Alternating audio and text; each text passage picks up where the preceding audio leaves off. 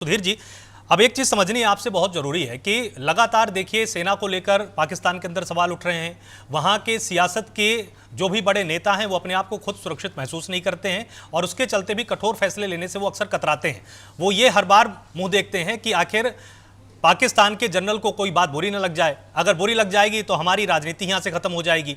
इसमें नुकसान किसका है? इस बात को स्वीकार करके इसके समाधान की तरफ पाकिस्तान बढ़ेगा तो ज्यादा पाकिस्तान का फायदा है, या फिर ये बोलते रहेंगे कि सब कुछ ठीक है, ऑल इज वेल की परिस्थिति है और उसके चलते वहां का नुकसान होता रहे? तो पाकिस्तान को फायदा किन परिस्थितियों में होगा? आलोक जी, सबसे पहले तो मैं डॉक्टर सज्जाद साहब को, जो पाकिस्तान से जुड़े हैं, उन्होंने जो साफगोई से बात की है, मैं उनको सलाम करता हूं। देखिए, पाकिस्तान जब बना तो मोहम्मद अली जिन्ना का ये सोचना था कि डेमोक्रेसी हो, लेकिन वो कुछ ही महीनों में चले गए। तो उसके बाद सत्ता किसका हो ये तय नहीं हो पाया। डेमोक्रेसी में पावर में बॉस तो जनता को होना चाहिए। तो पहले जिन्ना के जाने के बाद कटमुल्लों ने सोचा कि हमारा ताकत बन जाए, हम सुप्रीम हो जाएं। तो इस बीच में से सेना बीच में निकल गई। 1958 में जब पाकिस्तान का संविधान बन के खड़ा हुआ तो उस वक्त उस समय के सेना अध्यक्ष जनरल अयूब खान ने सत्ता पर कब्जा कर लिया। और तब से लेके अब तक परोक्ष रूप से या अपरोक्ष रूप से सेना का सत्ता पर कब्जा है। हसन अस्करी रिजवी पाकिस्तान के एक बहुत बड़े लेखक हैं।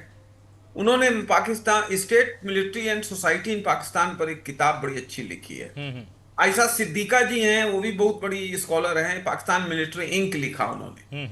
कहने का मतलब, मिलिट्री ने हड़प लिया और दुनिया के किसी भी तंत्र में जब मिलिट्री की सुपरमेसी होगी तो जनता का जो है अधिकार वो तीसरे चौथे पायदान पे चला जाएगा। इन्होंने सोचा कि इस्लाम के फेविकोल से सारा सिस्टम को हम एक करके चलेंगे। अब बांग्लादेश अलग हो गया तो बांग्लादेश तो इस्लामी मुल्क ही था, उसी के नाम पे आया था। एवं जो 23 मार्च 1940 को जो पाकिस्तान रिजोल्यूशन आया था उसका मूवर एक बंगाली था।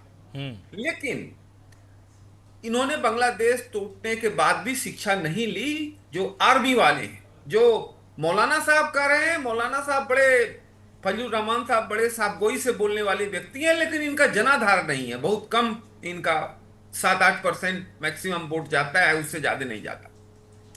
अब सवाल यह है कि लगभग परोक्ष रूप से आर्मी का 22-23 साल शासन रहा है, लेकिन अपरोक्ष रूप से आर्मी जो चाहती है वही होता है। सबको पता है कि जो शहबाज शरीफ बैठे हैं प्रधानमंत्री बन के, वो आर्मी के इशारे पे चल रहे हैं। तो ये पाकिस्तान में लंबे कालखंड से होता रहा है। जुल्फिकार अली भुट्टो ने इसको चैलेंज किया था, लेकिन उनको फांसी के फंदे पर लटका दिया गया 4 अप्रैल 1979 को।